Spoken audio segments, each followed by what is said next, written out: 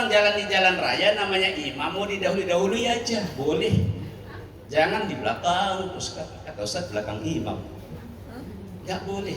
Ya. Beda, ini urusan sholat, bukan urusan muamalah yang lain. Nah, ini yang keberapa? Yang keberapa? Empat. Oke. Sekarang yang kelima. Orang yang sholat tidak sujud dengan 7 anggota sujud. Maksudnya apa? 7 anggota sujud. Ya. Dia tidak sujud dengan 7 anggota sujud. Misal, dia sujud itu, contoh. Ini contoh lagi. Ya. Sujudnya itu tidak benar. Sujudnya, kakinya ini terbuka. Nah, tangannya ini depan sana.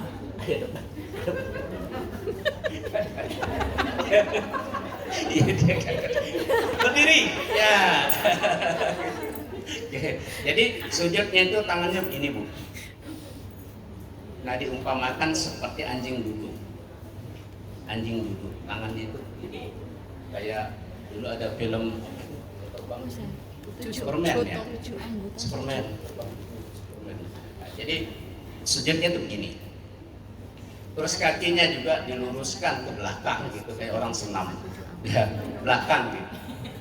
Nah, ini yang keliru cara sujudnya. Kemudian ketika dia duduk di antara 2 sujud, duduknya itu seperti guguk. Apa guguk? Guguk. Oh, anjing ya? Oh, guguk tuh anjing toh. Guguk tuh anjing toh. Oh, kalau Jawa apa namanya? Banyak. Bukan pite, Bu. Jadi duduknya begini. Terbuka, coba. Ini kakinya terbuka. Buka. Bapak suci kok. Buka. Ya. Jangan diduduki kakinya. Duduknya di lantai. Ya. Susah. Itu, Bu. Susah dah. Ya susah. Jadi ya sambil latihan lagi di sini. Selamat jalan. Ini jadi duduknya itu dia tidak duduk di atas kaki kirinya, tapi dia duduknya di lantai terbuka. Ibu paham ya cara duduk seperti itu ya? Seperti itu tidak boleh. Ya. Jadi duduknya itu di lantai. Ya memang di lantai tempat kita ini kan, tapi cara duduknya tadi kakinya terbuka, maaf, ininya apa namanya, Bu? Pantat. Oh ya, Ibu yang ngomong gitu. Nah, jadi ininya itu di lantai. Ya, ini juga keliru dalam sholat kita. Kita duduk itu ya menduduki kaki sebelah kiri. Ya, ada paham lain ya, tadi mesti berbeda, dia duduk di 2 kaki. Kita nggak perlu menyalahkan, sama saja. Itu paham. Ya. Kalau kita ini membahas paham kita. Ya, oke, berdiri aja. Ya. Nah, jadi jemaah sekalian, orang yang sholat tidak sujud dengan 7 anggota sujud tadi ya, tangannya terlentang ke depan. Nah, kemudian kakinya terbuka. Terbukanya itu bukan terbuka berdiri begini. Kemudian ketika duduknya di lantai. Nah, yang ke berapa, Bu? 6. Ke-6. Menahan buang air besar dan buang air kecil saat sholat. Oh, dikirain nyaman ibu-ibu. Nahan buang air. Siapa yang pernah nahan? Oh, insyaallah ibu. Gimana rasanya, coba Bu? Testimoni. Enggak enak. Jangankan pada saat kita sholat, saat kita tidak sholat saja, kalau menahan itu sangat tidaknya, apalagi perjalanan jauh nyari tempat buang nggak ada, nahan kan nggak nyaman kita. Jadi dilarang menahan buang air kecil atau buang air besar pada saat kita sholat. Contoh, kita sholat nih, kita tahu diri kita ini mau store Bu ya bahasa halusnya, mau storan, ya, mau store ke kamar kecil, mau setoran. Tapi wah, sholat dulu nih, nanti aja habis sholat sekalian gitu, kalian mandi misalnya. Terus boleh sholat, Allahu Akbar, Yang ditahan itu air besar atau air kecil dulu? Tahan. Pasti berdirinya juga tidak sempurna. Tahan. Oh, gimana caranya biar tidak keluar? Ditahan. Apalagi kita ini makmum, terus sholatnya sholat bacaan imamnya jahar. Bacaan imam jahar itu bacaan yang kedengaran. Panjang lagi suratnya. Panjang suratnya. Baca Ar-Rahman lagi. Kita ini nahan orang baca Ar-Rahman. Coba ibu. Gimana kira-kira? Pasti tidak nyaman. Tahan. Sampai ruku, sujud, tahan.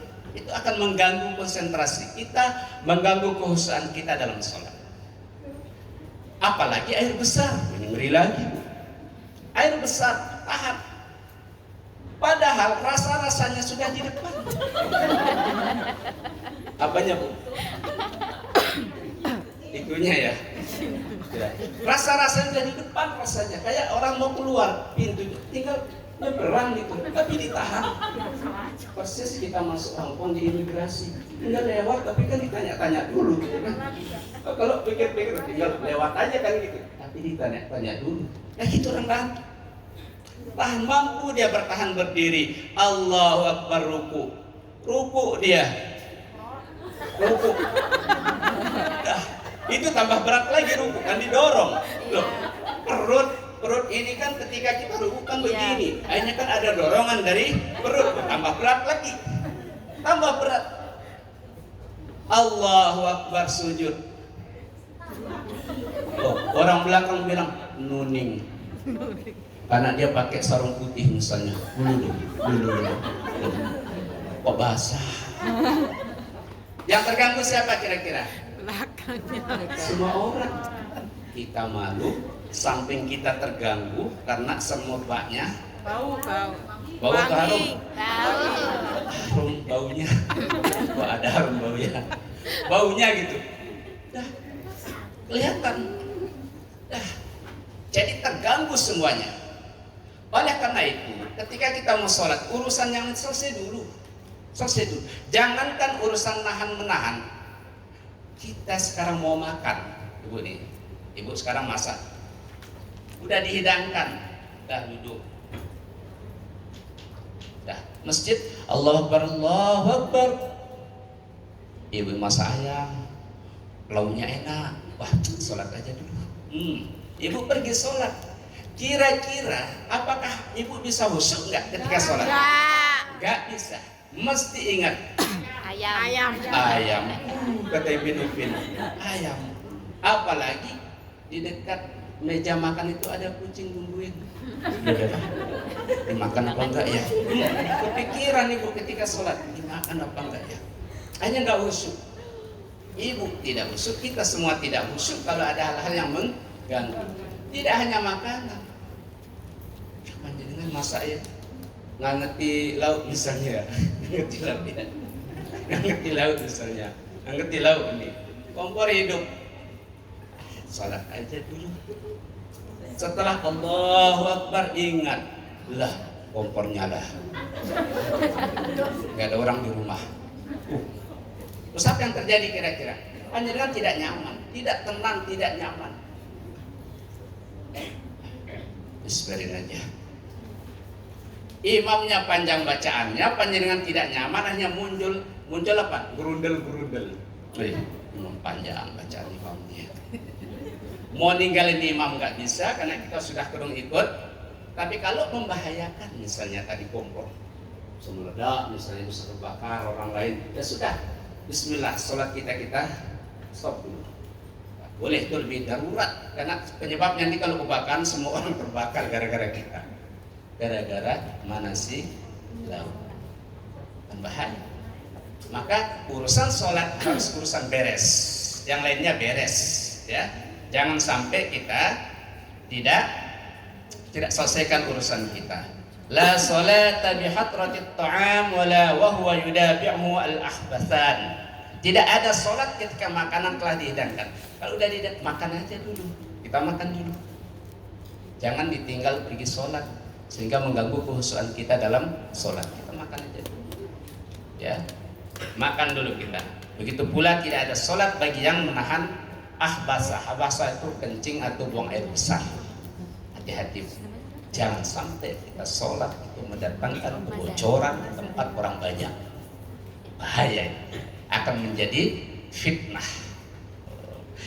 Bapaknya si itu pipis waktu sholat, bapaknya itu pernah buang air besar ketika sholat. Anaknya yang malu nanti. Anak sekarang ini kan, insya Allah berat sekali tantangan kita di sana, Ibu. Bullying, bully.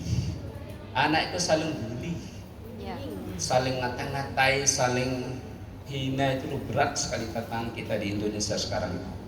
Ini menyangkut masalah akhlak. Ya, oke. Nomor berapa, Bu? Nomor berapa? 6 ya. Nah, Sekarang 7. tapi ada pendapat ulama menahan kentut itu makruh. Nah, kemarin Ustaz Udin menyampaikan tentang makruh, jamaah lain ya, bukan jamaah yang ini ya. Ada yang ikut kemarin? Kajiannya Ustaz Udin menjelang berbuka. Nah, beliau membahas masalah makruh. Jadi menahan kentut itu makruh. Justru kalau kita nahan kentut membahayakan kita. Bahaya sekali nahan kentut. Panjenengan mampu nahannya, tapi kalau sudah saatnya nanti dia ngomong sendiri. Ya, ini saya katanya ngomong. Ya, mesti bunyi tuh panjang lagi. Kalau dilepas sendiri bus selesai. Tapi kalau ditahan-tahan panjang. Kalau diukur-ukur 1 meteran lah gitu ya. Nah, itu bahaya kita nahan kentut. Bahaya kita menahan kentut. Jangan sampai. Oke. Nomor 7. Nomor 7. Duduk ya'a istilahnya. Duduk ya'a istilahnya. Rasulullah SAW melarang duduk ya'a. Apa maksudnya itu? Duduk dilarang dalam sholat itu seperti ketika sujud tapi pantatnya menempel ke lantai. Pada saat sujud tadi dipraktikkan tuh pantatnya nempel ke lantai. Ya, tidak diangkat dan bagian kaki atas atau bagian atas telapak kakinya juga menempel ke lantai seperti duduknya bubuk tadi. Ya, jadi duduknya apa? Duduknya itu duduk seperti tidak semestinya pada saat kita sholat. Jadi pantatnya menyentuh lantai. Ya, kayak tadi dipraktikkan tadi itu. Kakinya kiri kanan, terus pantatnya duduk ke lantai. Ustaz, saya ini besar Ustaz, perut saya gede. Saya itu nggak sempurna kalau duduk. Kalau duduk itu kaki nggak mampu nahan. Agama sangat memudahkan. Itu tidak perlu dan kita semua tidak perlu memaksakan kehendak kita. Kalau kita umpamanya tidak mampu duduknya seperti itu karena kondisi kita sama dengan orang besar. Ya, orang besar. Kalau dia duduk di antara dua duduk, dua sujud itu atau tasyahud, dia tidak bisa sempurna kalau dia tidak senderan. Makanya dia pilih pinggir. Nah, dia sholat sambil nyender gini. Kalau enggak jomplang, karena gede. Ya. Kalau kita di sini kan normal ya, Tidak ada yang gede banget gitu ya. Kalau panjenengan gede banget, nanti nggak diterima sama maskapai kalau pulang. Suruh bayar 2 tiket nanti. Ya, bagusnya nggak cukup. Oh bayar 2 Mbak katanya nanti. Ya, itu ya kira-kira. Jadi duduknya itu tidak sempurna. Maaf, pantatnya itu menyentuh lantai ketika duduk. Kemudian nomor 8, menekuk lutut ketika rukuk padahal mampu meluruskannya. Orang malas nih. Menekuk lutut ketika rukuk padahal dia mampu meluruskannya. Ini contohnya. Apalagi contoh ya. Misal nih, dia ruku, Allahu Akbar, ini dia ruku.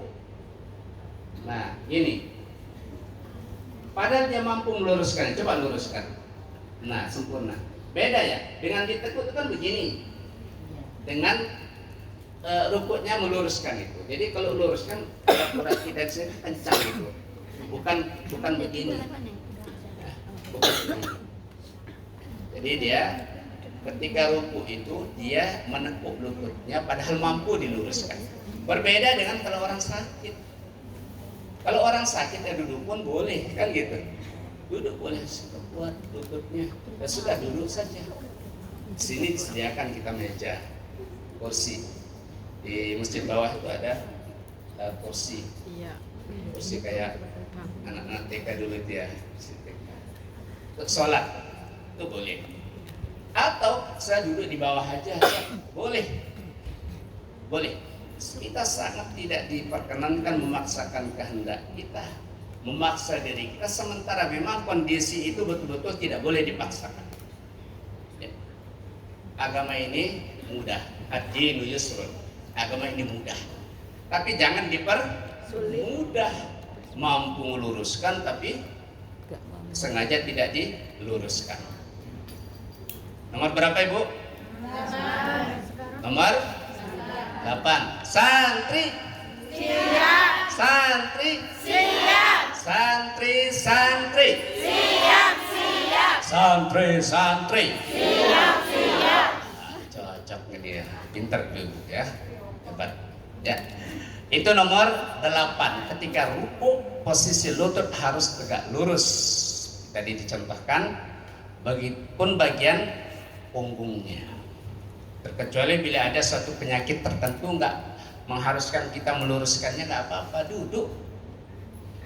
Kan begini kemudahannya itu. Kita nggak mampu berdiri, silahkan duduk. Kita tidak mampu duduk, silahkan berbaring.